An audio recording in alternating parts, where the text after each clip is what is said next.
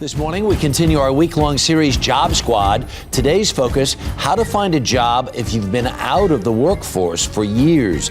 Consumer correspondent Susan Koeppen is here with today's story. Good morning. Good morning, Harry. Millions of Americans are now deciding to go back to work, and you're about to meet one of them, a mom who is trying to jump back in the game so she can help her family make ends meet. For the past 18 years, Jeannie Mochin has been a stay-at-home mom in Richmond, Virginia. Cream cheese is in the freezer too. When the economy tanked, her husband's business started to dwindle. We've cut back on a lot of things that we used to. I never would have a budget. I'd go to the store, we'd buy whatever we wanted. So Jeannie, with one kid in college and another teenager at home, made the tough decision, return to the workforce to help make ends meet. I worked when I graduated from college back in the late 80s. Stopped when my son was 1 year old. So I have a 18-year lapse in my resume. Jeannie sells herself short. I mean, she's done a great job around here. She's like, you know, the business manager of the household. Jeannie hopes all of that, plus years of volunteer experience, will help her land a job among the 8 million hourly workers in the U.S. I don't even know how to put together a resume anymore. To help in her mission, we sent Jeannie her very own Job Squad, experts in figuring out and helping her land her first job in nearly 2 decades. Kathy McCarthy, Greg Moyer, Heather Moose, and Cynthia Conway, all experts from snagajob.com. And finally, image consultant and fashionista Katrina Zish. First task, get a plan with Job Squad expert Greg Moyer. We're going to spend probably 15, 20 minutes just kind of talking a little bit about your background, your interests, your skills, your strengths. Working with a flip chart, Greg wrote down her work experience, her strengths, and helped her see where she could fit in today's workplace. So as you think ahead and say, well, what would I most want to do at this point? Based on the experience that you've had, what would you lean towards? I'd probably like to work in an office if that was available. If not, maybe a bank. With a plan in hand, the next stop was Job Squad experts Cynthia Conway and Heather Moose on the selling yourself to the employer. Pretty much have like 2 minutes to sell yourself to the employer, and that's what that Snag a Job profile is going to do. And selling your past experience. And after being out of the job market for so long, the Job Squad team hooked her up with Kathy McCarthy to give her a little insight to the interview process. Is it best to be honest? I think so.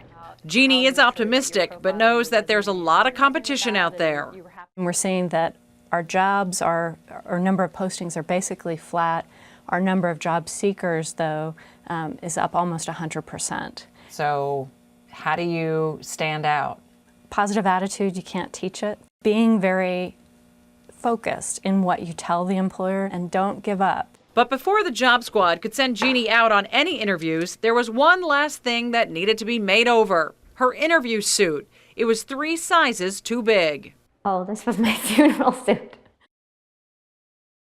Enter Katrina Zish, an image consultant who stepped in to show Jeannie the looks that employers are looking for.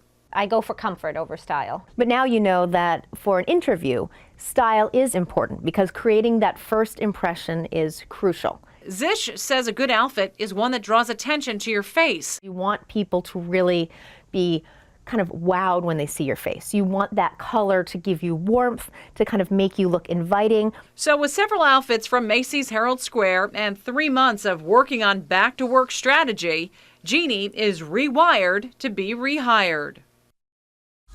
And Jeannie is here with us this morning. How's it going? Is you getting any nibbles yet? I've had several. Yeah. I had one thing I learned was to focus on what sort of job I wanted right off the start. Right. Because I did go on an interview for something that I really was not interested in doing, and so this has really taught me to focus on what I want to do. What you really want to do. And to only go on the interviews of the jobs that you're interested in. And she has that flexibility. I mean, she's jumping back into the workforce after 18 years. So she can be a little picky. Yeah. And, you know, and her husband, she said, is the main breadwinner. So she's doing this for the extra money. You're trying to augment the income. Right. I have a son in college and a daughter who'll be in college in a couple of years. Yeah. So for a couple of years, we'll have 2 in college. So I just need to come up with... That's one Some of those. more money. Some more money for right, the extra. Exactly right, because you just extras. shovel it at them and they just consume it all. What was the hardest part about going back after all these years? I was just thinking about, I'm not sure I would even know how to write a resume. No, I didn't know how to do anything. You know, my resume skills were obsolete. I worked at a computer company before, and they still had mainframes and Punch cards. and, you know, so, well, not quite punch cards, but close. Right, yeah. Most of my computer skills were out of date. Sure. Ancient. And she also has the, you know, on her resume, okay, what is this 18-year gap? Right, You know, the sure. last time you were employed was 18 years ago. Yeah. But she's been working at home with the kids and raising them. But all this polishing up, do you find that it's been valuable in sort of being able to Absolutely. really focus? Makes a difference, huh? Yes, everybody has been so helpful. And the one thing that they told me was the most important thing was to get some self-confidence. And that is the one thing that you really have to do. You got to believe in yourself. That's right. And her You got to whole new sell look? yourself. Looks Yes. good. Looks good. All right.